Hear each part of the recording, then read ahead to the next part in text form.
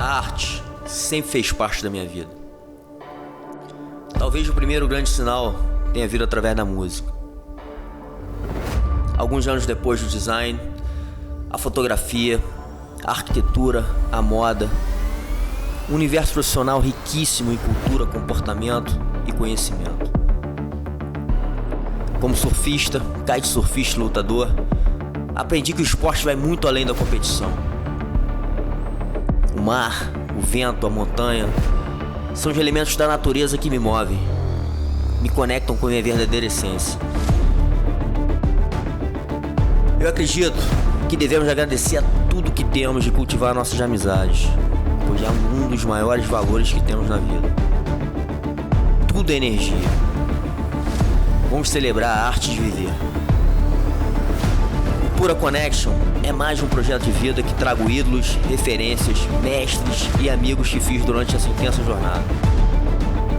Uma verdadeira conexão humana com o propósito de espalhar visões, experiências e mensagens positivas para o mundo.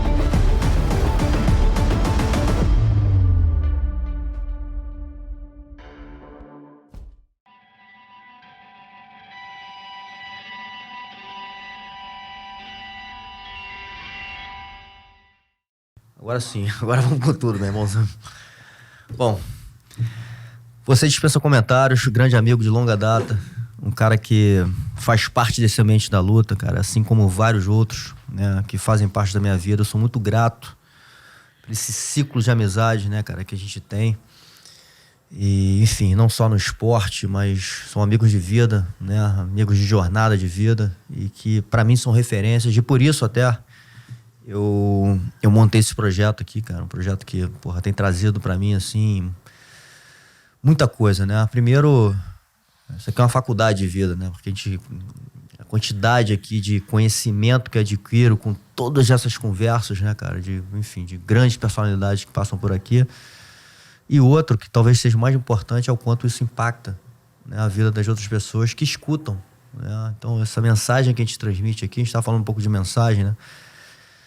Pô, isso aqui tem um valor muito grande, né, cara? E você é mais um desses caras que eu acho que tem muito conteúdo de vida, né, cara? Assim, muita vivência, muita paixão pelo que faz. E mais um amigo aí que sou grato de ter. E grato de ter você hoje aqui pra gente tocar essa conversa aqui, meu irmão. Bem, eu que te agradeço pela oportunidade. Você também é uma pessoa que eu admiro e respeito bastante. Tudo que você põe a mão, você faz com muito comprometimento e eu só tenho a te admirar cada vez mais. É um prazer estar aqui com vocês, é um prazer poder falar, poder trazer uma fala reflexiva para que possamos agregar valores social. O Brasil necessita, desde sempre, e agora eu acho que muito mais, de discussões de como seguiremos daqui para frente, de que país que iremos construir.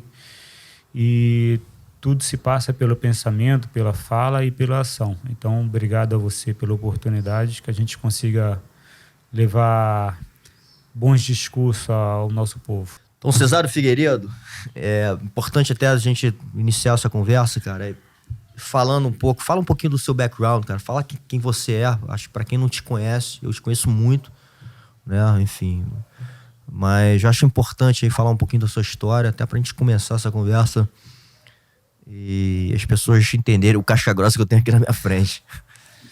Então, eu sou uma cria lá da Nobre Arte, lá do Cláudio Coelho, no Morro do Cantagalo, né? O Claudinho me oportunizou em certo momento e eu virei atleta de boxe, competi muito, e em determinado momento da minha vida eu vi que a competição no Brasil ela era muito escassa.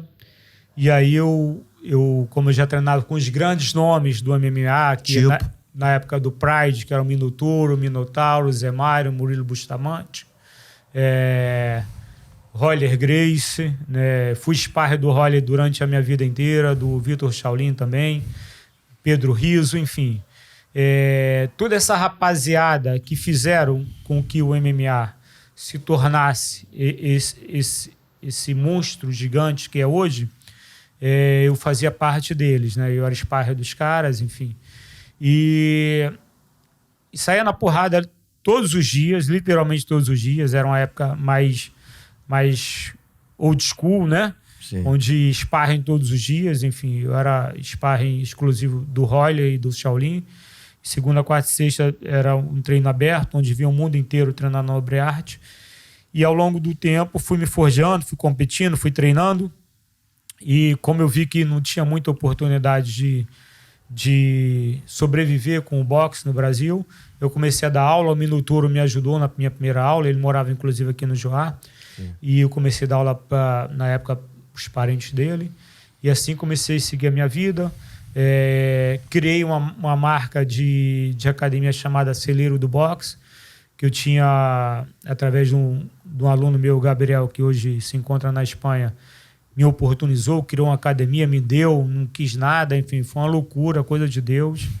E eu criei essa academia lá no Pichincha, tinha um projeto social na Rocinha, e a gente começou a sobressair muito no quesito competição. Passamos a ser campeão estadual durante anos seguidos, e eu comecei a ter uma relevância como treinador. E aí eu fui convidado para treinar inúmeros atletas de MMA. Que a gente já, enfim, eu venho de uma academia que é a Nobre Arte, que é especializada em boxe para MMA. E eu comecei a treinar a rapaziada do Gordo, comecei a treinar em particular, né? O atleta que mais sobressaiu foi o Rafael dos Anjos, né? Foi campeão, o primeiro peso leve a ser campeão do UFC. Sim. Treinei o Rafael durante anos, assim como treinei inúmeros outros atletas também que lá treinavam. Passei a ser presidente da federação, que aí começaram a achar que eu tinha um comprometimento e uma expertise que condizia a ser gestor, né, da modalidade. Resolvi assumir a federação de 2013 até 2021. Quando assumi o Rio, era 15º do ranking nacional, que foi em 2013. A partir de 2016, nos tornamos o melhor estado do país e ficamos assim por 4 anos. Entreguei a federação como o melhor estado do país, né, juntamente com Bahia e São Paulo. Enfim, tive grandes êxitos, né, como gestor político desportivo, e enxerguei oportunidades que a vida me deu de treinar artistas, né, treinar empresários, né. Infelizmente, mesmo sendo treinador bem-sucedido, no Brasil não se ganha muito, e esse nicho de treinar pessoas bem-sucedidas em suas profissões começou a me rentabilizar. Comecei a treinar, enfim, o Heraldo Gueiros, que é um big rider, que deixa aqui meu agradecimento. Caixa Grossa tá devendo aqui uma conversa com a gente. Tá mesmo, e deve ter muitos bons papos. Sim. Deixo meu agradecimento a ele por ter me abraçado, por ter me oportunizado, por ter me certificado de ser uma pessoa honesta. O Heraldo me apresentou o Cauã Raymond, que hoje é meu amigo, muito máximo do máximo. É um irmão, é uma pessoa que a gente estava junto de verdade. Enfim, fui treinando inúmeros outros artistas. Marcelo... E um caixa grossa, né, cara? Porque às vezes a gente fala do Cauã, né? Muita gente me pergunta, os grupos aí que eu tô, enfim, o cara é um caixa grossa de jiu-jitsu. Não só no jiu-jitsu, mas no boxe também. E no também. boxe também, exato. Gosta, sai na porrada. Enfim, adora esporte, ama esporte, vive esporte, tem uma vida muito regrada, segmentada pelo esporte. Sim. Que é tudo o que a gente vai falar daqui para frente. E também Marcelo D2, Nego do Borel. Hoje eu sou o treinador do Nego Borel a partir da segunda luta dele. O Nego é uma pessoa que foi um desafio para mim pelo que era julgado, mas quando eu o conheci, eu me apaixonei pelo ser humano que ele é. É uma pessoa que eu posso garantir que é das melhores que eu já me relacionei como aluno, como profissional. Graças a Deus a gente está aí revertendo essa fase ruim de derrotas, né? Perdeu uma comigo e agora já ganhou mais 2. Então a gente está com 4 lutas, 2 derrotas e 2 vitórias. Mas, em particular, ao crescimento dele da modalidade, cresceu muito como homem, como ser humano, como visão social, como visão de empatia ao ser humano. Enfim, treino inúmeros outros artistas, né? Treino jogadores de futebol, treino empresários. E hoje eu sou segmentado dentro de um nicho AA, que eu acho muito legal, que eu tinha preconceito contra o rico. Eu achava que o rico era escroto, e de fato tem muitos ricos escrotos, mas também tem muitos pobres escrotos. Então, o escrotismo não está na classe social, e sim na pessoa, né? Sim. E ela independe de onde ela esteja. E hoje eu posso falar do rico para o pobre e do pobre para o rico. Então, a minha missão é ser essa ponte, é ser esse cesário que não tem separatismo, é ser esse cesário que agrega valores independente de quem sejam. Então, eu tenho muito a falar e espero que a gente possa ter uma conversa onde a gente venha colaborar mais para uma sociedade melhor. Falando um pouco do seu projeto, né, ou do que você hoje, inclusive teu trabalho, se hoje você tem um centro de treinamento também, ou você hoje ficou mais especializado em atender numa coisa mais privada, enfim, como você falou, né, num público até mais... Então, eu já tive, na verdade, 2 centros de treinamento, no Pichincha e um na Freguesia. E, cara, assim, no Brasil é muito difícil de empreender pelo fato dos custos fixos. Sim. Então, uma vez que eu nichei esse meu cliente, né, que eu poderia ter mais acessibilidade a ganhar mais dinheiro, né, e ter, obviamente, uma vida melhor, eu acabei fechando os meus centros de treinamentos. Hoje eu não tenho mais academia, tenho um projeto social que se encontra na Cidade de Deus, onde a gente atende crianças de forma gratuita, e tenho alunos meus que dão aula, que é o nosso querido amigo Avalanche. Enfim, é isso. E eu estou segmentado nesse público mais AA. E, cara, eu estou felizaço, porque minha missão não só de estar próximo deles, mas de trazer esse embelezamento social, esse olhar menos separatista, né? E a minha missão não é só ganhar dinheiro, não é só estar perto deles, mas é de trazer essa discussão de que modo que eles também podem ajudar as classes inferiores. Fala, galera. São mais de 30 anos de jiu-jitsu, 25 anos competindo com alto nível. Hoje trago para você, em português, para o Brasil, a guarda diamante. Está na hora de evoluir, resistir à pressão e se transformar na melhor versão de você mesmo. Ouça.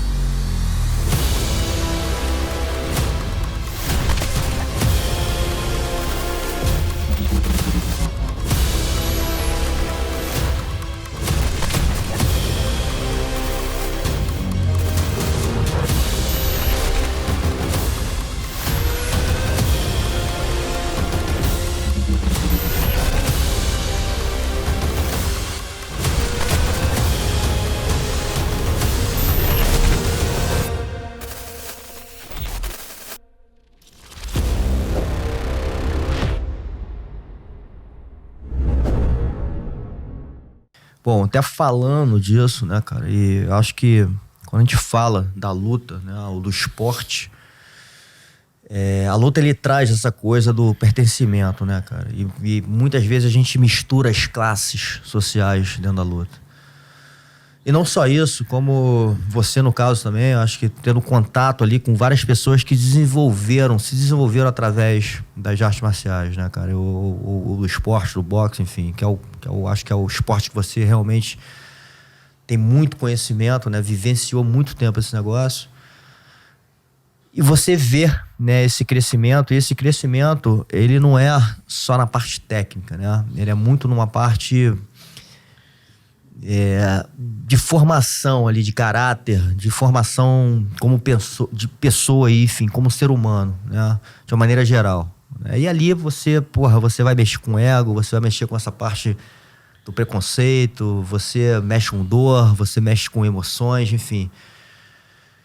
E como que você vê isso, né, cara? Essa coisa da educação da luta ou do esporte, né, dentro, primeiro, do nosso país, né? E aí a gente pode falar o quanto isso a gente coloca energia para isso e o quanto essa energia, ela é verdadeira também, assim, né? Ela é bem empregada, né? Ou enfim, ela de fato traz resultados e que, enfim, que a gente possa ter, como você falou aí, talvez uma construção de um país mais forte e melhor daqui para frente. Eu acho que nós que somos da luta nos tornamos suspeitos de falar dos benefícios sociais que a luta traz para a nossa comunidade brasileira. Mas, em particular, eu acho que a luta ela é um segmento do esporte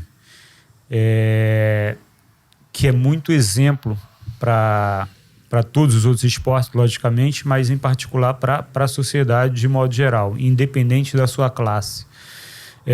A luta, primeiro de tudo, ela é muito democrática, ela aceita qualquer um e trata muito bem, e em seguida ela gera essa oportunidade de uns aos outros se ajudarem, de uns aos outros darem as mãos no sentido literário.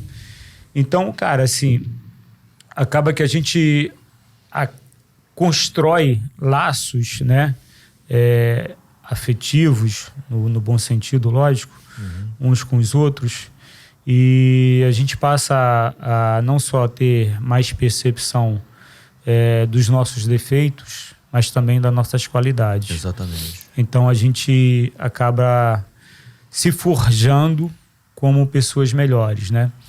Então, a luta, ela, para quem pratica a luta, é um presente de vida, né? Eu falo que a luta é divina, né? A luta é espiritualmente divina. Então, eu adoraria que as pessoas conhecessem mais a luta de uma forma mais direta, que as pessoas se dessem mais oportunidades, seja qual for a luta, porque a luta, ela traz uma aproximação social que muitas das vezes nem todo esporte traz, né? Sim. Então, cabe a nós agora discutirmos qual o plano que a gente quer para a nossa sociedade, uma vez que aprendemos tudo isso com a luta. Porque a gente tem a missão aí de discutirmos, de pensarmos, de agirmos, de forma que a gente construa um país melhor para os nossos próximos. Então, e falando disso, na sua visão, qual é esse caminho, assim? O que você tentando... Eu sei que essa é uma conversa profunda e longa, mas o que você visualiza com isso, né? Assim, você, de novo, cara, é um cara que, porra, esteve muito presente e está muito presente, né? Em todo esse ambiente sociocultural nosso, né? E muito através do esporte. E eu acho que também o esporte, ele traz uma realidade, né? Ele não tem... A gente fala muito da luta também, o quanto a luta, ela desmascara, né, meu irmão? Não tem ali um cara que vai ficar querendo achar que ele é brabo por muito tempo, porque a máscara vai cair rápido. Enfim, e tudo o outro, né? A falsidade, enfim. Então, a luta, ela revela um lado muito realístico e até muito instintivo, né, do ser humano. Enfim, então, assim, quando você fala esse caminho, qual é a sua visão, assim, de sociedade brasileira? Eu acho que, primeiro, é o autoconhecimento, né? Uma vez que você se conheça, você tem a obrigação de refletir sobre o que você conhece, sobre quem você é, quem você foi e o que você quer ser. E quando a gente agrega isso do simples ao composto, ao macro, a gente tem a obrigação e também o privilégio de discutirmos, planejarmos e executarmos um plano onde a gente possa trazer uma sociedade mais oportuna, onde a gente possa trazer mais proximidade a todas as classes, né? Porque se nós formos falar só das classes inferiores, obviamente que isso é muito claro, que a gente tem uma lacuna enorme aí de assistencialismo, de direcionamento, enfim, de conhecimento, de oportunidade, e isso a gente, de fato, a gente tem que observar e discutir, porque a gente tem uma sociedade muito desigual, né? Muito inoportuna. Mas, assim, falando das classes médias e altas, a gente também tem que discutir, porque são pessoas, são crianças, são jovens que estão crescendo à deriva, muitos dos pais não orientam seus filhos, então às vezes o problema não nasce só na classe inferior, ele nasce também na classe superior. Com certeza. Quando uma criança ou um jovem, ele nasce, cresce sem a consciência de respeitar as outras classes, ou os outros guetos, ou as outras comunidades, de uma forma igualitária, de uma forma respeitosa, onde a gente passa a viver e não ter empatia ao próximo, achar que tudo que aconteceu com ele também acontece com o próximo. Isso não é uma realidade, principalmente não é uma realidade do Brasil. Então, acho que a gente tem que passar a discutir com nossos filhos, com nossos próximos, de como a gente constrói uma sociedade melhor para nossos filhos, para nossos netos, para nossos bisnetos, porque tudo nasce hoje, né? Tem um amigo meu que fala que o futuro é hoje, então o futuro literalmente é hoje. Então, se nós conseguirmos implementar um plano onde a sociedade, de modo geral, possa discutir quais os caminhos que queremos para o futuro, redundância, mas a probabilidade é muito melhor das coisas acontecerem no nível de educação, de respeito, de menos homicídio. Nós somos um país que a gente tem, em média, 40 a 60 mil homicídios por ano. Isso é inadmissível como sociedade. É um país que mata muito mais do que a maioria das guerras. Então, exato, é um país que a gente, todos os dias, a gente tem uma cidade como o Rio de Janeiro que todos os dias tem homicídios, e tem diversos homicídios, tem homicídios que nem são computados. Então, a gente precisa discutir que sociedade que a gente quer para o futuro. E tudo passa pela educação, tudo passa pelo respeito, tudo passa pelo diálogo, tudo passa pela reflexão. Então, se nós sabemos do que não queremos, se nós sabemos o que queremos, nós temos a obrigação de discutirmos. Então, eu acho que falta o ser humano atual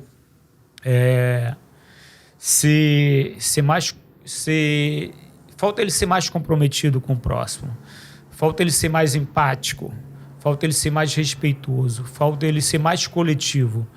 Então, acho que a gente tem que deixar, literalmente, de ser uma sociedade individualista e passar a ser uma sociedade mais composta, uma sociedade mais agrupada. É isso que tem que fazer. E assim, a gente tem inúmeros caminhos, a gente tem que discutir, a gente tem que escrever, a gente tem que executar. Sim. São planos necessários para que a gente tenha uma sociedade mais evoluída. Isso você fala talvez de um pensamento mais comunitário, né? Eu acho que realmente é um caminho importante, né? E de novo, quando eu volto para a questão da luta, né, ou da arte marcial, eu falo muito isso aqui, já falei algumas vezes, assim, o quanto a gente tem um grupo ali que se protege, esse grupo, ele se ajuda, né? E a gente não pensa só na gente, né? A gente está o tempo inteiro pensando no coletivo. Então, isso que você está falando um pouco é como é que a gente amplifica isso, né? Porque ao mesmo tempo que a gente tem uma cultura que muita gente vê como uma cultura calorosa, um calor humano, a gente realmente tem esse pensamento individualista, né? As pessoas, a gente vê isso rápido, assim, seja no trânsito, numa fila de banco, enfim. A gente vê como tá um ali pensando só no seu, né? E não como que a gente consegue fazer ações para que todos, de alguma maneira, se beneficiem um pouco. Ou seja um pouco menos pior para cada um que está naquele caso ali, né? Enfim, no devido cenário. Então, agora, de novo, como é que a gente acende, cara, essa chama para isso, né? Ou esse caminho, as pessoas entendam que precisa... Tem que ter um início para isso tudo, né? Porque o que eu acho que talvez aconteça é a gente vai gerando... enfim, os anos vão passando, as gerações vão entrando e isso acaba ficando cada vez mais distante até. Né? Isso é talvez até um pouco que você está falando. A gente tem uma nova geração que talvez esteja mais individualista, menos colaborativa, né? E isso é preocupante para frente, ainda mais dentro do nosso país. Mais uma vez, né, eu te digo o seguinte, tudo começa pela educação, né? E não só a educação familiar, mas também a educação comunitária, a educação social, a educação literalmente nas escolas. A gente tem um plano hoje de escolarização que é muito ruim. As crianças vão para escolas, independente das médias delas, elas são passadas de ano a ano. Para você ter um olhar mais crítico, a escolarização do Rio de Janeiro é uma, a de São Paulo é outra. Eu estou tendo a oportunidade agora de conhecer pessoas que trabalham no estado de São Paulo, né, como educadores, e eu fiquei perplexo com a diferença de proposta que tem o Rio e tem São Paulo. Então, ou seja, em São Paulo, as escolas preparam os alunos para que elas, de fato, sejam bem-sucedidos no futuro. De que forma? De que forma mais técnica, né? Os alunos eles têm obrigatoriedade de conhecimentos. E no Rio, não. No Rio, eles têm obrigatoriedade de estarem presentes. Entendi. Então, não se aproveita muito bem esse tempo, né? O que chama-se de tempo ocioso. Eu acho que tem que transformar esse tempo ocioso, tem que transformar esse tempo em que as escolas estão com as crianças em literalmente levar conhecimento, em literalmente levar conhecimento em que seja mais pragmático para que a gente tenha uma sociedade dentro do que a gente sabe que vai ser. Né? Porque hoje a gente tem uma sociedade que a gente sabe que é muito evoluída para o lado tecnológico. Então, talvez seja esse o caminho, talvez seja o caminho técnico. O que a gente pode discutir de levar para essas crianças e jovens que elas terão melhores proveitos no futuro, que elas serão bem-sucedidas, que elas terão uma rentabilidade que seja justa, que seja digna. Porque, Sim. cara, não dá para a gente ter uma sociedade justa e digna uma vez que a gente tem parâmetros de salário tão diferentes como os que temos hoje. Então, a gente precisa entender que uma sociedade mais rica é uma sociedade, obviamente, mais benéfica, é uma sociedade que terão menos crimes, é uma sociedade que será menos corrompida, porque as pessoas foram, de fato, educadas, as pessoas tiveram ferramentas que as levaram a ter um futuro melhor, que tenha um futuro digno, porque muitas das vezes a gente critica por que fazem, por que não fazem, por que rouba, por que mata, por que isso. Obviamente que nada justifica errar, mas a gente está numa sociedade onde não se dá oportunidade para todos e não se dá oportunidades iguais para todos. Então a gente precisa justamente ter uma sociedade onde a meritocracia seja o pivô de separação, onde a criança pobre e a criança rica tem a mesma oportunidade. Então, se nós fizermos isso, lá na frente vai ter o divisor de água, vai ter a criança que vai sobressair pelo fato de ter levado mais a sério, né? E, obviamente, com instrução, e a criança que vai sair menos. E aí, tudo certo, se ela quer ser menos rica ou menos afortunada, é um direito dela, que nem sempre a fortuna, a riqueza está no dinheiro, tá? Mas e sim no valor. Mas a gente tem que gerar oportunidade, a gente tem que ter um plano de educação social onde todas as crianças, independente, mais uma vez, da classe social, ela tenha as mesmas oportunidades. E isso não se faz aqui. Então, a gente precisa discutir isso. A política ela está indo por um caminho onde ela não discute mais o benefício da sociedade, ela discute o benefício do político, do partido, né, de estar presente lá na Câmara, ou na Assembleia, ou no Senado, ou na Prefeitura, ou no Estado, seja lá onde for. Se discute muito por eles e não mais por nós, mas isso também é culpa nossa, porque nós não brigamos mais por isso. Né? Nós sempre soubemos que a classe média sempre foi o divisor de água da sociedade. E nós temos uma classe média que hoje em dia não está mais coesa, não está mais unida, não está mais discutindo quais os caminhos que queremos levar. E mais uma crítica minha, a nossa classe, né? artística também tá muito corrompida. Sim. De modo geral, é óbvio, né? E obviamente nem todos, mas Sim. na sua maioria. Então, eu acho que os artistas têm essa responsabilidade Sim. de vir a discutir um plano melhor para o futuro. Porque eles estão indo, mas os filhos irão ficar, os netos irão ficar. Sim. E que legado que a gente deixa para a nossa sociedade? Que futuro que a gente deixa? Sim. Se nós não temos a capacidade de nos doarmos à discussão de um futuro melhor para os nossos próximos. Então, cara, é tudo muito simples. É autoanálise, mediante o conhecimento que temos bastante, né? É discutir e cobrar. Montar uma mesa de debate e cobrar em cima dos nossos políticos. Nossos políticos são só mais um da gente que estão lá, que estão nos representando. São pessoas que a gente escolhe para nos representar. Então, ele tem que, obrigatoriamente, entender quais as necessidades sociais que temos e discutir em cima do nosso desejo. Porque é inadmissível termos uma sociedade tão corrompida de inúmeros valores. Uma sociedade que mata de 40 a 60 mil pessoas por ano. Uma sociedade que é acalorosa, mas ao mesmo tempo ela é covarde.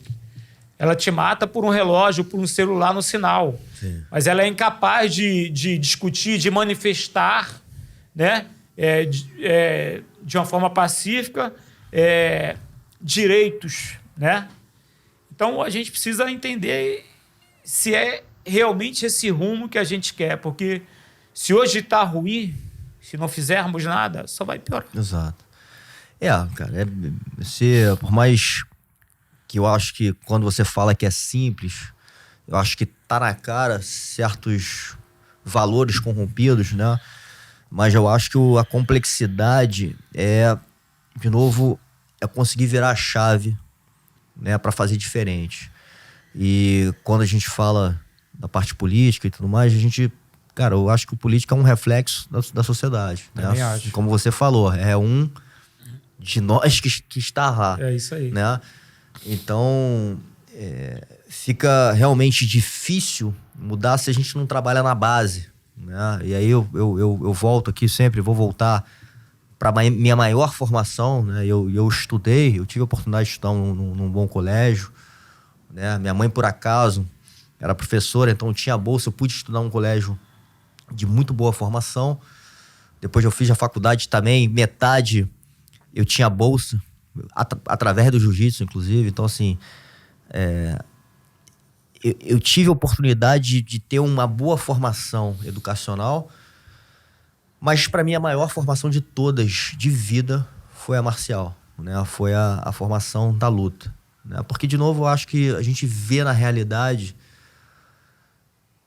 tudo que acontece na realidade. Quando você fala assim de uma coisa mais, de uma educação mais técnica, ali tá me preparando realmente para algo, né? Ali tá me preparando para um enfrentamento de problemas, ali tá me preparando para negociações, ali tá me preparando para atitudes que eu devo tomar, atitudes quando eu perco, né? A lidar com pessoas de diferentes classes, pessoas de diferentes pensamentos, né? Então, aquilo ali para mim foi sempre a grande formação, né? E de novo, né, cara, ali eu falo assim, cara, olha como é que as coisas funcionam aqui, né? Porque a gente pega pessoas que vieram de formações ou de classes diferentes, tá todo mundo ali meio que começando do zero, né? E se ajudando para que cada um evolua e que a gente crie um grupo forte, né? Esse é um pouco a missão desse negócio, né? E realmente acontece. Né? Ali tem muito compartilhamento de amor, de conhecimento, né? De ajuda quando um precisa. Então, olha como é que você consegue, né? Principalmente quando você zera e vira uma chave onde não tem política, não tem uma discussão. Ali tá todo mundo, cara, zerado, né? Ali a gente não coloca, talvez, alguns pensamentos até radicais que a gente tem dentro da gente, né, por crenças e valores, e deixa de lado porque ali a gente está zerando e está aprendendo um com o outro o tempo inteiro. Então, quanto isso é uma evolução. Agora, o difícil é fazer isso de novo numa sociedade, né, gigantesca, né, como você falou, isso já está implantado há muito tempo, e se a gente não cuidar, se a gente não começar a cuidar, a tendência disso é piorar, né? Enfim, então eu não sei como é que você vê essa virada de chave pra gente ir pra um caminho melhor, entendeu? André, eu acho que é o seguinte, cara. Primeiro é termos a consciência de que erramos até aqui, de que muita coisa que foi feita de uma forma errada, né? E se nós tivermos a humildade de reconhecermos que, independente se foi eu, você ou nossos antepassados que erraram, e que a gente tem que mudar tudo que não deu certo até aqui, o que deu muito pouco certo, para que a gente tenha o futuro ou a sociedade que a gente quer, porque hoje é muito claro as críticas com relação a quem somos, né, de modo geral, de modo social, né, com tanta corrupção, com tanta inversão de valores. Sim. Primeiro é essa reflexão de sabermos, olha, erramos até aqui. E pararmos de apontar dedo e nos agruparmos como a luta, né? Como uma equipe que treina, né? Uma equipe de jiu-jitsu, de boxe, de taekwondo, seja lá da modalidade, que se une para ajudar os outros e, às vezes, muitos deles para ajudar um ou dois de uma academia. Sim. Então, se nós pegarmos esses exemplos e pusermos em prática no sentido de discussão, de ajuda, de agrupamento, né? De reflexão do que está dando errado, do que precisa ser feito, do que precisamos aprender, qual a nova técnica, qual a técnica que a gente vai traçar, qual o plano de luta, né? O plano de luta para a luta e o plano de luta para a vida, e pusermos em prática, começarmos a treinarmos, começarmos a discutirmos, começarmos a lutarmos por uma sociedade melhor, aí sim a gente vai ter uma sociedade que a gente vai virar essa chave, porque nada fica só no sonho, nada fica só no papel. Se nós queremos mudarmos, a gente tem que começar a lutar. Então eu acho que se tivermos hoje aqui uma doação de tempo, de planejamento para uma sociedade que pense nos próximos 10 anos, a gente pega essas crianças que hoje têm 8, 10 anos e daqui a 10 elas terão 18, 20, a gente constrói uma sociedade melhor, a gente constrói um jovem mais valoroso, a gente constrói um jovem mais consciente, mais respeitoso, mais educado, mais conhecedor. Então, a gente tem que pensar nos próximos 10 anos. E, cara, daqui a 10 anos eu vou ter 57 e vou estar desfrutando dessa minha doação de tempo. Então, muitas das pessoas que estão à frente do nosso país, ou que têm um poder de crítica e que têm um desejo de mudança, tem que começar a se unir, tem que começar a se agrupar. Né? A gente viu aí falando de política, na época do início do Bolsonaro, se criou muitos grupos, né? Enfim, eu não vou falar de política, não quero deixar claro que eu sou A nem B, mas é importante que tivemos o exemplo de pessoas se unindo. Então, eu acho que a gente tem que se unir não só por Lula e Bolsonaro, mas sim se unir por uma sociedade melhor, por uma sociedade mais justa, mais honesta, mais digna, mais prazerosa de viver. 22 years, national champion, undefeated, 2weight division, my weight, the open division for 22 years. I never lost a match. I never have my guard pass in competition, in training. I prove Hélio Gracie have the best technique in the planet. Well, nothing like 22 years undefeated in 2 weights. That's the first time I make this course online. I never been building before because I'm very strict in showing this techniques. It never be again. You don't lose this opportunity. Come train with me.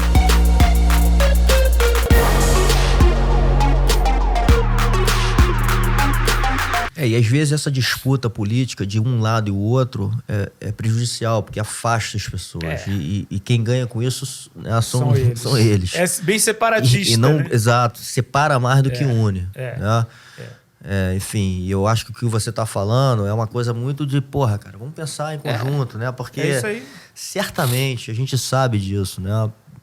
Todo mundo tem opiniões diferentes, visões diferentes, culturas diferentes, né?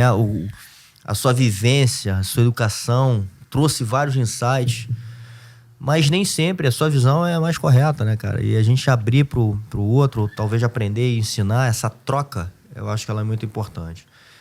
Quando existe o radicalismo, é difícil ter a troca. É isso aí. Né? Porque vira, o que eu falo, eu uso como exemplo, assim, um time de futebol, irmão. Não interessa o que acha, É isso aí. é uma coisa ou outra. Se você não faz aquilo, se você não pensa assim, você não pode pensar assado, porque isso faz parte do outro grupo. É isso. Então, e de novo, cara, quem ganha com isso? Né? Quem tá ganhando de verdade com essa coisa?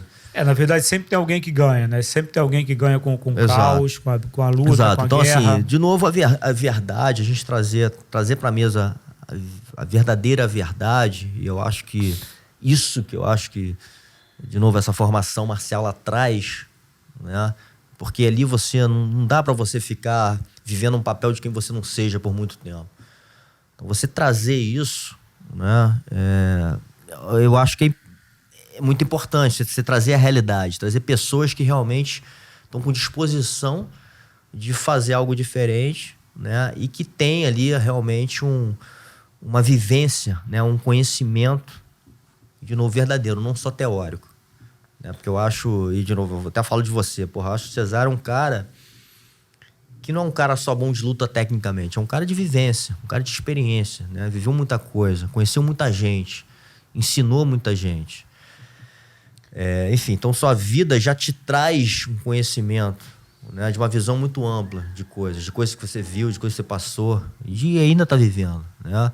Claro. Que vai desde um pai, né, até um lutador, até um professor. Então, assim, é muita coisa, né? Uma amplitude de visão. Eu acho que isso que é o interessante, por isso que eu trago pessoas aqui, de novo, que eu admiro, né, e que sempre tem algo a somar aqui para essa conversa.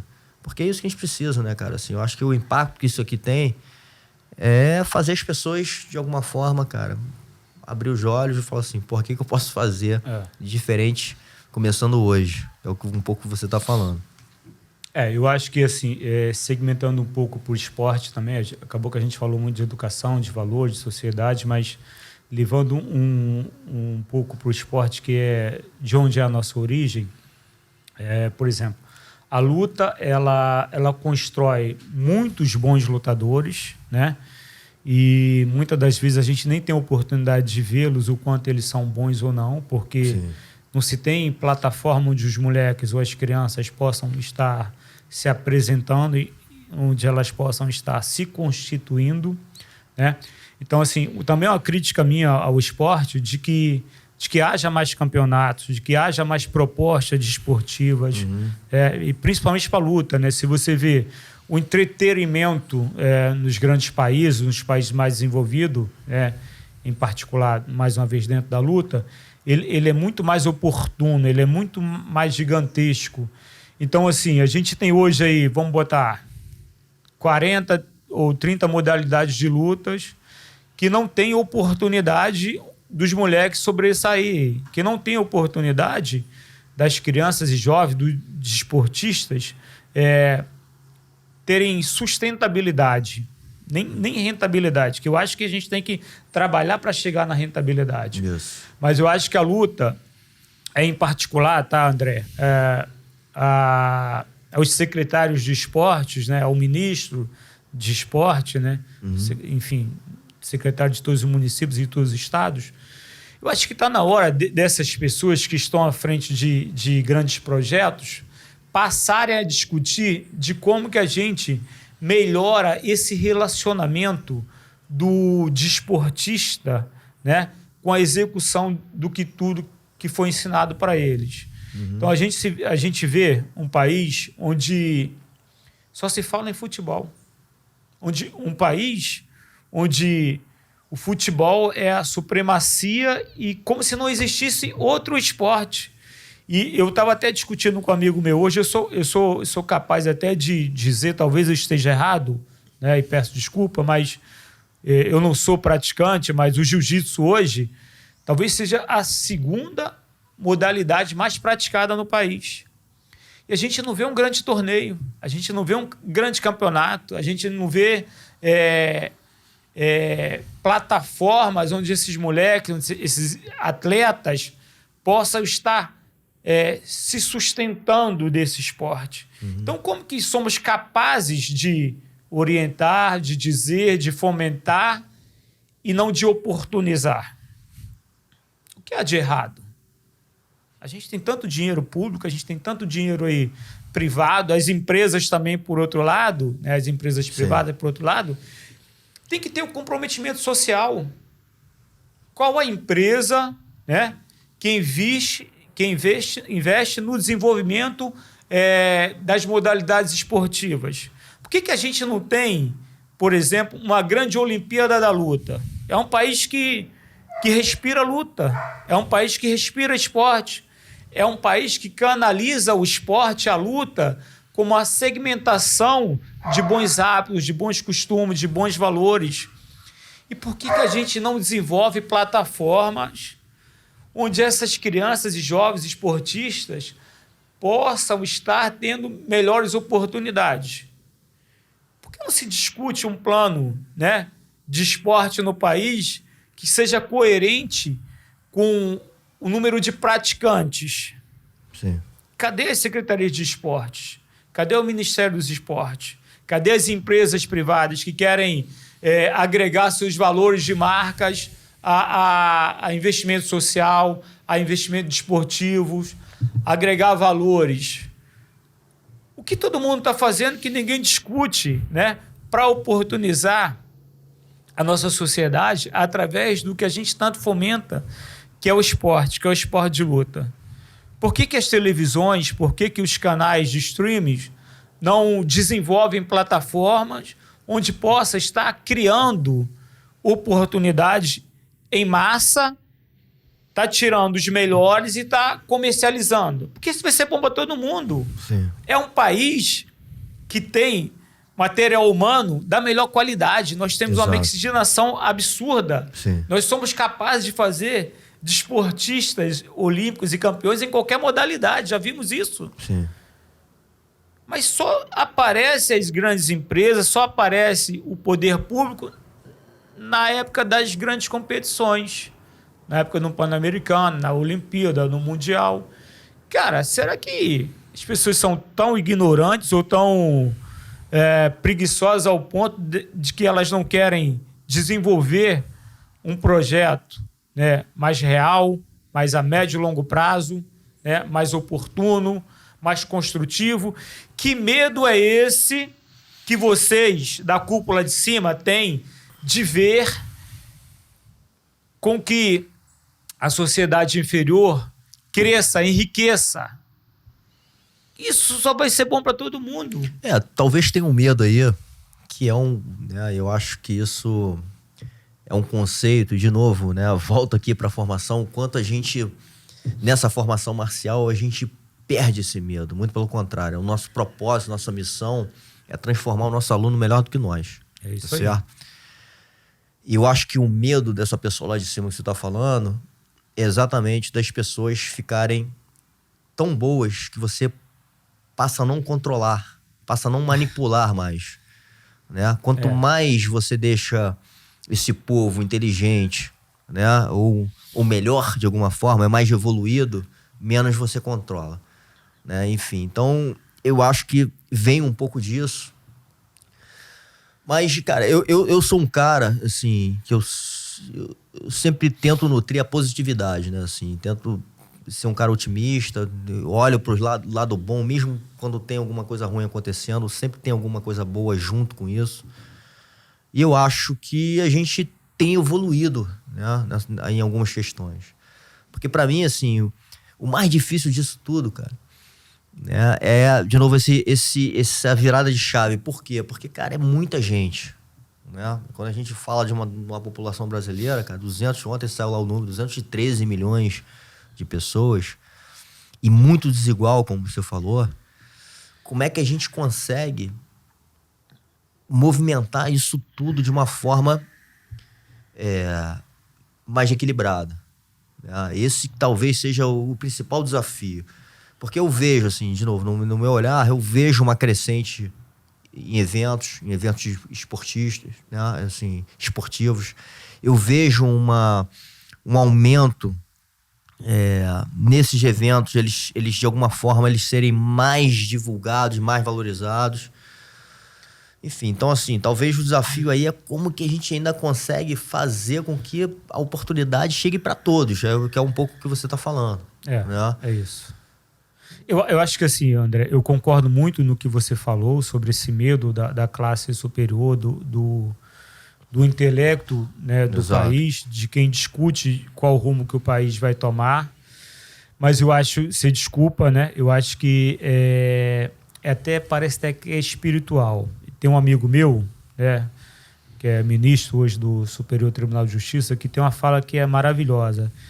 Isso é espírito atrasado, né? Porque uma vez que você compete em uma ação em que vai democratizar, que vai oportunizar o coletivo, cara, você está sendo muito evoluído. E eu digo mais o seguinte: cada oportunidade que você tem de fazer o bem, que o faça. Sim. Não se negue, não se omita. Porque quem tem essa oportunidade é muito mais privilegiado do que quem está recebendo essa oportunidade. Né? Eu trabalho muito com frases prontas e tem uma frase bíblica que diz o seguinte: mais feliz é quem dá do que quem recebe. E eu tinha dificuldade de entender isso. Eu fui passar a entender melhor quando eu passei a não ter tanta escassez como eu tinha. Então, por mais que eu seja pequeno ainda, eu já não sou tão pequeno quanto eu fui. Então, quando eu passei a dar, ajudar, né, a prover as pessoas inferiores a eu socialmente, eu entendi do quanto é bom ser feliz, do quanto é bom dar essa oportunidade. E eu não entendi essa frase. Então, eu acho que assim, tem sim esse lado de discussão que a gente tem que trazer, do medo, do afronto, da pessoa ser maior. Mas, cara, nós somos um povo só. Não interessa se é eu, se é você ou se é outro que está crescendo. Eu tenho obrigatoriamente, como um ser evoluído ou que busca evolução, de estar feliz com a sua crescente, com o seu sucesso. Isso sim é evolução espiritual. Isso sim é evolução social. E assim, falando sobre uma sociedade tão grande quanto a gente tem, principalmente no fator de território, né? Somos um país muito grande, que eu até acho, assim, eu acabo discordando um pouco, que não temos um quantitativo de pessoas tão grande em proporção ao tamanho do nosso território. Né? Por exemplo, você vai ver China, vai ver Índia, enfim, os países são muito mais populosos. Sim. A China, por exemplo, é super bem ordenada. E eu não estou querendo que o Brasil seja comunismo, longe de mim. Sim. Mas eu estou querendo dizer que tudo tem um lado ruim e tudo tem um lado bom. O que se falta no Brasil? O que se falta no Brasil está na bandeira do Brasil. Está escrito ordem e progresso. A gente precisa ordenar. A gente precisa discutir. Mais uma vez, eu sou redundante, mas precisamos discutir. Né? E aí ordenar. E aí segmentar. E aí delegar. É fácil fazer, mas não se tem interesse. Exato. O porquê eu não sei. Porque dinheiro tem. E cada vez mais se tem mais dinheiro. Nós somos um país afortunado. Eu digo o seguinte: se um país como a Alemanha, ou um país como a Grécia, ou outro da Europa, tivesse o quantitativo de falcatrua, de desvio, de sacanagem que tem no Brasil, esses países já tinham falido. Total. Então, o Brasil é um país rico, é um país maravilhoso, é um país oportuno. Só que, infelizmente, as pessoas estão com mentalidade atrasada, estão com a espiritualidade atrasada, estão com o conceito de coletivo atrasado. Então, a gente precisa entender quanto que eu preciso para eu viver 80 anos. Quanto que meu filho precisa, quanto que meu neto precisa. Porque tem gente deixando dinheiro aí para próximas 10 gerações. Sim. E, cara, eu posso te garantir, não está fazendo nenhum benefício para seus filhos, para seus netos, para seus bisnetos. Porque nós nascemos para evoluir. Sim. E, às vezes, o enriquecimento, né, extremo ou ilícito, ou às vezes nem sendo ilícito, acaba sendo um problema para pros seus futuros Sim, parentes. sim. Então a gente tem que... É aquela coisa do que a gente falou aqui, né, cara? Nem tudo é só bom, nem tudo é só ruim. Tudo é só ruim, é. Né? Coisas então, boas demais em quantidades um grandes cara, o que ruim. eu acho que você tá falando um pouco, se você tem um filho, né, que já nasce dentro de uma classe social altíssima, o cara não precisa fazer muito esforço, né, pra ter, inclusive, rentabilidade. É, isso aí. Porque ele é só ele replicar lá alguma, né, ou deixar parado que a coisa vai acontecer. E, porra... E enquanto tem um ali que vai ter que ralar muito, meu irmão. Então, essas relações. Só que esse cara também não é culpado, porque ele nasceu já dentro desse... Ô André, se desculpa, eu discordo um pouco de você, porque não só esse cara, mas todos nós temos uma culpa se a gente não quer melhorar o nosso coletivo, se a gente não quer melhorar o nosso vizinho, se a gente não quer melhorar a comunidade, por exemplo. Quais as comunidades... eu digo não a culpa, e obviamente a gente está aqui num debate, claro. Exatamente isso que eu quero, honesto, que você provoque, né, as falas. Mas é o seguinte, quando eu falo que o cara não é culpado, é que quando ele nasce dentro de um ambiente que está tudo pronto para ele, né? E que ele não vê a necessidade de um esforço, se a gente for lá para outra ponta, a gente, né, eu quero falar assim, pô, mas o cara não é culpado de roubar. Por quê também? Porque o cara não vê a necessidade. E aí os dois, você pode falar, pô, mas os dois estão errados. Exatamente. Exatamente. Porque esse cara aqui... Ele tem que pensar que ele precisa, de alguma forma, olhar pro coletivo com o que ele tem e que já nasceu pronto. É isso aí. E o outro, cara, também tem que olhar pro coletivo e não se fazer de vítima da sociedade e falar o seguinte, meu irmão, eu vou pra um caminho aqui que é o caminho que, porra, por eu ter nascido no negócio, eu não tenho condição de porra nenhuma, eu vou pra esse caminho. É isso aí. Então... sempre as pontas também vão ter, e de novo, né, cara? Ninguém tem culpa. Claro. Porque nasceram ali. Claro, lógico. Mas como? Aí que tá. Como que esses caras vão ter uma mentalidade pra começar a mudar o que já veio dentro dele? Entendeu? E, de novo, isso vem, aí vai, porra, não, mas vem da formação, vem da educação, vem de quem? Porra, um cara desse, cara, a gente sabe, de novo, no mundo da luta, o quanto. Eu recebi aqui, por exemplo, tô lembrando agora, o Márcio de Deus, lá da Cidade de Deus. Cidade de Deus. Ele falou assim, André, eu sou pai ali de vários, que nem sabem quem é um pai. Né? Então, porra, é difícil, cara. Eu aproveitando essa brecha de Deus, Cidade de Deus, eu também tenho um projeto social junto com meus amigos na Cidade de Deus, que chama-se Instituto Ligado 10. É um projeto onde a gente atende hoje 450 crianças. A gente tem uma renda mensal através de amigos colaborativos de R$12 mil. E a gente consegue dar esse atendimento através do boxe, do judô, do balé, do muay thai, do jiu-jitsu. E todas as crianças têm que obrigatoriamente estar fazendo reforço escolar. Então a gente também tem essa linha de atuação no social, que eu acho que é pertinente com tudo que eu tenho falado, que eu acho que não adianta só eu falar, não adianta só eu criticar, não adianta só eu trazer esse debate, mas também eu fazer. Então a gente tem esse instituto lá, que mais uma vez, Instituto Ligado 10, que é um instituto que abraça a comunidade. Nosso desejo é fazer com que esse instituto ele se torne grande, onde a gente possa, ou maior, né? A gente possa estar levando para outras comunidades. A ideia nossa também é de fazer com que sejamos um exemplo, como tem vários outros aí. Inclusive eu sou apreciador do Flávio Canto com o Instituto Reação dele. Sim. Tem um projeto também chamado Luta pela Paz no Complexo da Maré. Eu ia falar dele porque eu participei ali. É um projeto também muito bacana. Eu participei desse projeto, eu ia usar como exemplo, até porque o exemplo do Luta pela Paz, ele tem a própria escola dentro do projeto, né? Tem. O que eu acho que isso também é muito agregador, né? No sentido de você não tá criando só um polo ali de luta e uma coisa à parte, o cara tem que estar ali dentro. E talvez, quando você tem mais esse gerenciamento de poder da educação, você já pode ir para uma educação talvez mais técnica. Sim, né? Sim. Já pensou estar no chão, por baixo, com alguém mais forte do que você e não saber o que fazer? É exatamente isso que eu ensino no meu curso de defesa pessoal na guarda. Eu vou te ensinar a sair dessa situação e outras no meu curso de guarda para defesa pessoal. Clique aqui no link e venha fazer parte.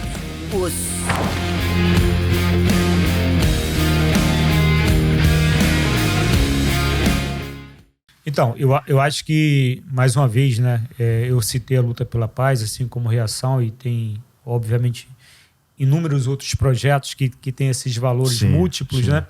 Eu acho que a proposta é essa, é justamente juntar os 3 pilares que nós temos socialmente para que possamos construirmos uma sociedade melhor, que é o esporte, a educação e a cultura. Eu acho que temos sim que andar de mãos dadas. Eu acho que só o esporte sem educação ele é falho, como só a cultura sem educação é falha, assim como a educação também sem os dois ela é falha. E assim, eu acho que a gente tem que literalmente trazer essa proposta, né, a números maiores, porque há uma necessidade de educar. E eu digo que a lacuna é tão maior que hoje o nosso maior problema social não está nos jovens nem nas crianças, e sim também, óbvio, uma parcela delas, mas está nos pais. Nos pais que não aprenderam, nos pais que não sabem o que fazer, nos pais que não educam, nos pais que acham que a vida tem que ser dura com os filhos, assim como foi com eles, nos pais que não evoluíram. Então, a gente tem que olhar melhor e olhar de uma forma mais criteriosa para entendermos qual é o nosso problema de fato. Como que a gente vai refletir, como que a gente vai julgar e como que a gente vai traçar um novo projeto de sociedade. Então, acho que é por aí, entender quem somos mais uma vez e de como faremos, né? E, cara, a gente tem uma necessidade do intelectual social ser mais presente. A gente tem uma necessidade de um posicionamento, né, das pessoas que tiveram oportunidade, das pessoas que têm reflexão, das pessoas que pensam, das pessoas que têm vontade de fazer, que se mobilizem, que se prontifiquem, que se posicionem. Porque não dá mais para a gente esperar um pelos outros, né? Sim. Então, se você que está nos vendo, se você que está nos ouvindo, tiver esse desejo no seu coração, se você acha que você pode ser mais participativo, mais colaborativo e que você tem um conhecimento que para você pode não ser muito, mas se você desenvolver em massa vai ser muito bom e você sabe disso, que você se prontifique, que você pare de ser omisso, que você pare de ser ausente, porque é um momento em que a gente precisa de posicionamento coletivo. Então, se eu puder dar essa dica a quem está nos vendo, que seja mais presente, que seja menos ausente. Isso é muito bom. Isso é muito bom.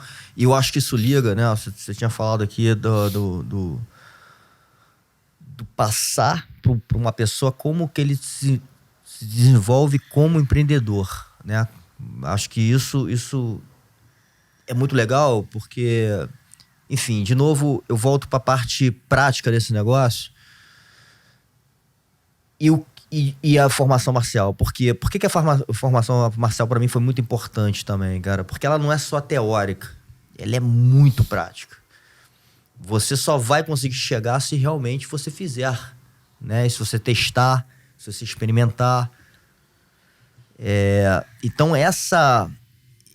esse lado, e aí vai você trazer pessoas, conhecimento para dentro desse negócio, para mostrar um caminho, não só teórico, mas prático, de como que uma pessoa pode desenvolver para chegar, né, a ter o seu negócio, enfim, ou olhar e ter uma vida mais sustentável, talvez seja o mais importante de todos. E talvez, Cesário, o que eu vejo um pouco, é uma visão minha, uma opinião minha, eu acho que hoje na educação, cara, tem muito teoristas e poucas pessoas que realmente sabem de fato construir, né? A gente tem professores que estudaram, mas estudaram a teoria, né? Como que se faz na prática, né? Então, acho que isso também é uma coisa que enfim, meu irmão, falta. E atendendo o teu chamado, né? Se tivermos pessoas que podem e devem se doar para ajudar nesse movimento, meu irmão, que faça, porque eu acho que isso é o mais importante. Eu acho que a sua fala foi muito rica, né, com relação ao seu pensamento. Eu acho que mais uma vez usando o exemplo da luta, né, da construção, de correr o risco, de assumir o risco, Isso. de oportunizar, porque muitas das vezes o professor, ele constrói atletas e ele vai oportunizar os atletas de estarem competindo, de estarem correndo o risco de ter êxito ou não, assim como na vida também, assim como no empreendedorismo também, né? Então, assim, mais uma vez, né? Como é que a gente faz com que tenhamos uma sociedade mais oportuna, uma vez que a gente não constrói as oportunidades, que a gente não constrói os momentos, que a gente não constrói as plataformas. Então, usando justamente o exemplo da luta, né, assim como é da escola, a gente prepara as crianças, a gente instrui as crianças, a gente lapida as crianças, a gente forja as crianças e a gente não dá oportunidade das crianças competirem, né? Então, a gente tem que trazer esse modo operante para a sociedade. A gente tem que treinar, a gente tem que educar, a gente tem que treinar, a gente tem que competir, a gente tem que forjar e a gente tem que fazer com que elas sigam o seu próprio rumo. Porque Sim. assim foi feito comigo. Eu sou um cara que eu era muito pobre. Eu digo que eu comia pão com margarina, que não aconselho, desculpa, a não comer margarina, o que traz só malefícios. De manhã, de tarde, de noite. Eu vivia numa zona de pobreza que eu tinha medo de virar mendigo. Eu tinha medo e eu sabia que eu tinha desejo de crescer, que eu tinha a resiliência dentro de mim, que eu chorava durante a noite, mas no dia seguinte eu estava em pé, brigando, e independente de quantos socos da vida eu tomava, eu ia seguir em frente, porque nada ia me derrubar, e se me derrubassem, eu ia levantar. Então eu sabia que eu ia brigar. E eu não sabia se eu ia ter a vitória, mas eu sabia que na primeira oportunidade que eu tivesse, eu ia dar o meu soco, eu ia tentar ganhar essa briga. Então eu fui um cara que eu fui oportunizado pelo Cláudio Coelho lá no Cantagalo. Ele tem um projeto lindíssimo que chama-se Menino do Boxe. Sim. O Claudinho, durante muitas vezes, o Claudinho passava 2, 3, 4 horas conversando comigo sobre o meu sofrimento atual, sobre o meu sofrimento de passado, de família, sobre a perspectiva de eu ser alguém. Então, o Claudinho, ele me oportunizou de uma forma que eu falo, cara, esse cara não é ser humano, é espiritual o que ele está falando comigo, o que ele está fazendo comigo é espiritual. E, de fato, era. Então, a gente precisa construir mais Claudinhos que orientem, que se doem, né? Porque a construção ela requer doação de tempo, doação de conhecimento, oportunidade, fazer com que você desenvolva, muitas das vezes, na sociedade, de modo geral, aquilo que nem você mesmo foi capaz de fazer. Né? Sim. E você vai falar, vai lá, meu filho, você consegue. Então, a gente tem a obrigação de motivar, de dizer que você pode, que você, no mínimo, você tem que tentar, mesmo que você caia, você tem que levantar, mesmo que você apanhe, você tem que aguentar e continuar seguindo em frente, porque só dessa forma você vai ter o teu legado, só dessa forma você vai ter as suas vitórias, só dessa forma você vai ter orgulho de você um dia. Então, a gente tem que construir uma sociedade que tenha mais orgulho dos seus filhos. A gente tem que construir uma sociedade que se levante toda vez que cair. A gente tem que construir uma sociedade que tenha mais discernimento do caminho e do melhor caminho que tem que ser seguido.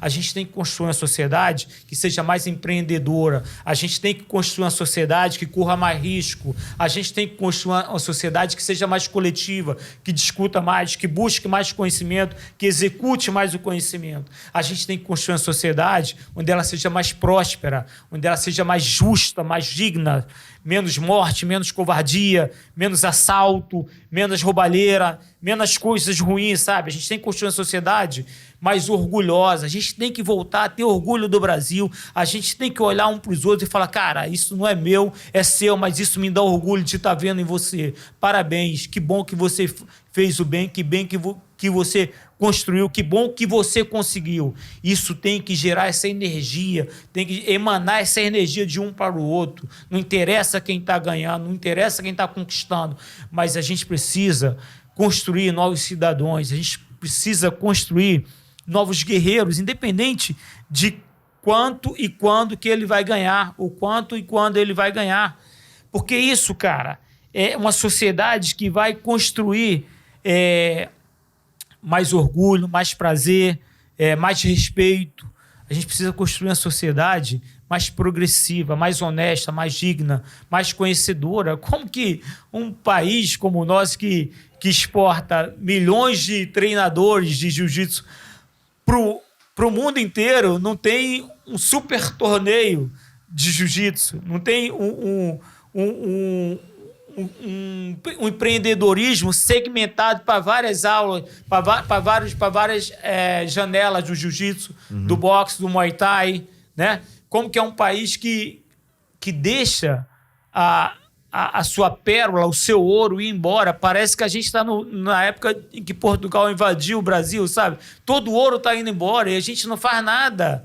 Onde que estão nossos Gracie? Onde que estão nossos Machados? Onde que estão todos os grandes campeões de jiu-jitsu, né? Sim. Você vê um cara que eu tive a oportunidade de estar com ele durante 15 anos, o Gordo, que é o inventor da minha guarda. Sim. O Gordo está na América para poder sobreviver, para ter uma vida digna, justa. Sim. Quantos mais, e de todas as modalidades, iremos perder para chegarmos a um ponto que somos um povo que é capaz de fortalecer a sua nação, que é capaz de ter mais orgulho da sua nação, que é capaz de ser mais colaborativo um com os outros, que é capaz de empreender o crescimento não só social, mas intelectual, mais espiritual, mais financeiro, mais familiar. A gente tem que trazer esses valores, a gente tem que discutir esses valores. Somos um país que cara, tá tudo bem para todo mundo e, na verdade, não tá tudo bem. É um país que diz, tá tudo certo, você tá comendo sua carninha, que não é picanha, ou sua cervejinha ruim, né? Cheio de coisas ruins, barata, e tá tudo certo. Não tá tudo certo. A gente precisa dizer que o errado é errado e o certo é certo. Sim. A gente precisa ter menos coitadinhos e ter mais... Cara, você vai conseguir, vai ser duro, mas você vai conseguir, você vai vencer. Ninguém vai te derrubar, e se derrubar, você levanta e segue em frente. Sim. E somos capazes disso. Sim. Cara, enfim, é muita coisa. E, de novo, assim, acho que nitidamente você puxou esse assunto aí também de quantos atletas, ou professores, ou treinadores, a gente, de certa forma, a gente exporta para fora, né? Poucos ficam. Notícia boa é que alguns estão voltando aqui para vir morar no Brasil, né? E outra coisa que eu percebo até em relação a isso, com essa tua frase final aí do coitadinho, muitos que vão, né? Às vezes a gente com esse conhecimento mais profundo da luta, a gente muitas vezes vê um cara que é muito bom de luta, tecnicamente, tem tudo, né, para estar lá, inclusive, onde ele conseguiu chegar. Mas eu acho que no brasileiro tem sempre uma mentalidade ali de o cara ele se coloca um pouco inferior. Ou ele treme na hora, né? Ele não tem a confiança que talvez um cara com uma mentalidade mais forte, que a gente vê inclusive em outras culturas, né? Você pega o extremo disso, uma cultura russa, meu irmão. Você vê os 5% do foco, quanto o cara acredita. O cara não... Você vê ali que ele não tem dúvida daquilo. Né? E nessa hora eu acho que o brasileiro ele traz uma emoção que talvez seja uma emoção do coitado, né? Que muitos traduzem como isso é maravilhoso de falar. Isso é o vira-lata. E aí, porra, ele amarela na hora que ele tá ali chegando ou até querendo se manter no lugar onde ele merece. Eu acho essa fala muito boa pelo seguinte, literalmente a gente, há muito tempo, nós estamos nesse lugar, estamos nesse lugar empobrecido de sermos coitadinho, que é maneiro, que é legal ser sofredor, que é legal passar perrengue, que é legal só estar lá competindo e que tá tudo certo. Tá tudo certo, de qualquer forma, mas olha só, nós somos uma sociedade que já chegamos em várias competições, né? E não só no esporte, mas também na educação e na cultura, mais uma vez, chegamos na cabeça e somos capazes, e fomos capazes de ganhar e fomos capazes de perder também. E o que leva a isso? Mais uma vez, a educação de sabermos que temos que sermos forjados e temos que ser muito bem forjados. É uma sociedade que não abraça, né? É uma sociedade que se critica muito. É uma sociedade que... Qual o esporte que sobressai tanto no modo orgulho social do Brasil? O futebol, talvez, um pouquinho. O Flamengo, por exemplo, hoje é a supremacia do futebol. Todo mundo está cheio de orgulho. O Flamengo perde 3, 4 partidas, as pessoas querem matar jogadores, querem apedrejar, querem chegar, querem sequestrar. O Vasco está passando por isso agora, enfim, o Corinthians já passou, inúmeros outros times passam por isso. Porque a sociedade muito mal educada é uma sociedade que ela é capaz de fazer o mal, mas não é capaz de perdoar. Ela é capaz de julgar, mas não é capaz de amar. É uma sociedade que não é capaz de ser construtiva. Então, a coisa inversa no Brasil é maravilhoso, porque ela se discute com muito mais afinco, ela tem um poder de relevância muito maior. Então, eu acho que está na hora, mais uma vez, de reconstrução social, de trazermos mais, né, o quanto somos bravos no sentido de querermos, de nos expormos e abraçar mais o orgulho de ser brasileiro, o orgulho de dar tudo, como o russo, como, os chineses na última Olimpíada que tiveram na China, para mim, foi um exemplo clássico de que, cara, os caras segmentaram ali em treinamento, focaram muito. E foi bizarro o resultado que eles tiveram. Sim. Isso não é feito no Brasil, porque no Brasil a coisa é feita para dar errado. Só que, cara, com todo respeito, eu tô de saco cheio de ver isso e eu sei que eu não sou o único, porque tudo tá muito certo, tudo é irrelevante. Você deu o seu melhor, você fez o que pôde. Não, cara, você tem que construir campeões e nós somos capazes de sermos campeões. Sim. Então, a gente tem que começar a fomentar o orgulho de sermos quem somos e fomentarmos o dá para chegar e eu vou dar tudo de mim, irmão. Então, eu vou ser campeão. Como é que um país com 215 milhões de habitantes, por exemplo, tem 6, 7 campeões mundiais de boxe, né? Falando da minha área. Como é que um país que hoje, para mim, é segmentado como o esporte mais praticado, que é o jiu-jitsu, tem um carrasco chamado Gordon Ryan, né? O que falta no Brasil para ter alguém que vá lá e seja melhor que o Gordon Ryan, já que o Brasil é o país do jiu-jitsu, né? Falta oportunidade, falta critério de conceito social, falta desenvolver um intelecto onde a gente tenha mais crença, onde a gente tenha mais estrutura financeira, onde a gente tenha mais estrutura social, mais estrutura de psicanálise. A gente tem que entender que nós temos um gap a ser preenchido. E, cara, de quem é essa responsabilidade? É do atleta? É do treinador? Ou é de quem está construindo o país? Que orgulho que os grandes ricos do Brasil, sem falar de classismo, sem ser contra rico, eu amo rico, assim como o pobre, que orgulho que os grandes ricos no Brasil, que as grandes empresas, que os grandes gestores, que os grandes políticos têm do Brasil. Só deles estarem bem? Calma aí, cara. Precisa discutir sobre um país mais igualitário, mais oportuno, né? Um país mais democrático, um país que tem a meritocracia como seu pivô de separação. Sim. Porque eu sou fruto disso. Eu não sou um cara rico, mas também não sou um cara tão pobre quanto eu já fui. E o que fez eu chegar até aqui, saber falar, saber discutir, saber orientar, saber consignar as pessoas a irem por um norte melhor.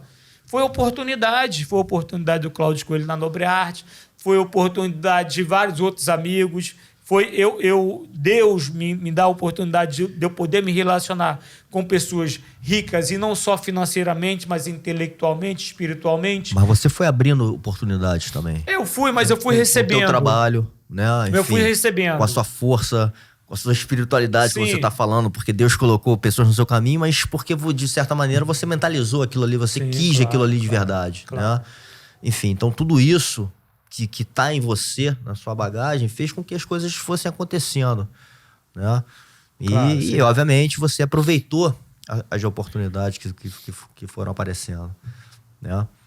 Eu concordo, mas assim, eu vejo que tem muita gente boa, que tem muita gente que tem conhecimentos até maiores que os meus e que não receberam oportunidades, né? Então a gente precisa entender mais isso e obviamente eu não estou dizendo que as pessoas têm que levar umas às outras para dentro da casa delas, não é isso, mas a gente precisa construir literalmente plataforma de desenvolvimento social, desenvolvimento intelectual, desenvolvimento espiritual, que a gente não tenha tantas igrejas corrompidas como a gente tem. Uma crítica às igrejas, independente de quem gostar ou não, a gente tem uma igreja muito corrompida, uma igreja que tomou para si muitas palavras, né, para os seus líderes. A gente tem igrejas que deixaram de pensar na proposta de Jesus Cristo. Porque Jesus ele veio para ratificar o certo e o errado. Ele passou mensagens que foram corrompidas e foram mantidas, foram trazidas, estão conosco. E hoje a gente tem uma coisa que é muito interessante que vem da palavra, né? Conheceis a verdade e a verdade vos libertará. E tem gente que está consignado no errado, está consignado no que é bom, no que é cômodo, no que é benéfico. E, cara, assim, a linha da vida, ela é separatista, tá? Ela diz se ensina ou não, né? Então, andar em linha reta, andar pelo certo. Eu não posso fazer o sim quando é bom para mim e o não quando é bom para você, né? Então, a gente tem que ser honesto. Então, a linha da vida é a honestidade, é a dignidade. Todo mundo fala da consciência. A consciência realmente é uma coisa que está sendo esquecida. A consciência é uma coisa que ela vai para o travesseiro e a consciência é do quanto você está bem. Não importa o que você fez, né? E essa consciência está errada. A consciência ela tem que trazer o julgamento da empatia. A consciência ela tem que trazer o julgamento do que e se fosse você? E se fosse o seu filho? E se fosse o seu parente, o seu amigo? Se colocando no lugar do outro. Se colocar no lugar do outro. Então, a gente tem que ter mais consciência, a gente tem que ter mais amorosidade humana. Eu vejo hoje, né, eu vou partindo de nicho a nicho, pessoas gostando muito mais de cachorro do que de pessoas. Pessoas que são incapazes de apertar a mão de pessoas, independente da sua classe, da sua cor, do seu credo, né? E gostar muito mais de cachorro. Beija cachorro. Cachorro lambe o seu ânus e ela beija a boca de cachorro, mas não aperta a mão dos outros. Que sociedade é essa, gente? Que loucura é essa, meu Deus? Que povo é esse? Que ser humano é esse? Então a gente tem que refletir, cara. Eu não sou nenhum bicho, nada contra os bichos, eu amo os bichos são maravilhosos, mas o problema não está nos bichos, o problema está de como o ser humano está cada vez mais menos humano. Sim. Então a gente tem que trazer essa discussão de humanidade, de valor, de respeito, de amor, sabe? A gente tem que ser mais humano, literalmente, e menos bicho. E coitado dos bichos, né? São irracionais, mas são muito mais honestos e justos dentro da proposta dele do que nós humanos, que somos racionais. Verdade. Agora, galera, porra, já essa conversa aqui, né? Acho que é tão importante a gente comentar, inclusive comentários de vocês, né? Numa conversa tão profunda aí, né? A gente falou muito da questão social. Então, os comentários são muito importantes, ele sempre traz pra gente uma discussão importante. Compartilhar esse conteúdo nosso e curtir. Enfim, então, isso é muito importante pra gente amplificar e ampliar essa nossa mensagem, esse nosso projeto. E vamos com tudo, porque, enfim, meu irmão, a gente passou 200 episódios, que venham mais aí, 200, 1000, e vamos com tudo, porque eu acho que, como eu falei no início, cara, assim, o que mais me preenche aí de energia para continuar fazendo isso aqui é o quanto isso impacta as pessoas. E uma honra receber aqui todo mundo que eu tenho recebido. E poder estar fazendo isso de maneira muito verdadeira, entregando esse conteúdo de riquíssima qualidade para as pessoas e para que isso sirva, como você falou aí, para ligar aí a cabeça das pessoas para uma sociedade melhor. E aproveitando também, né? São muitas pessoas, a gente vê o quanto as pessoas comentam, enfim, e fazem parte desse ambiente, mas deixam até de seguir, às vezes por esquecimento. Então, é importante também seguir a gente para que vocês recebam o conteúdo em primeira mão. E é isso, irmãozão.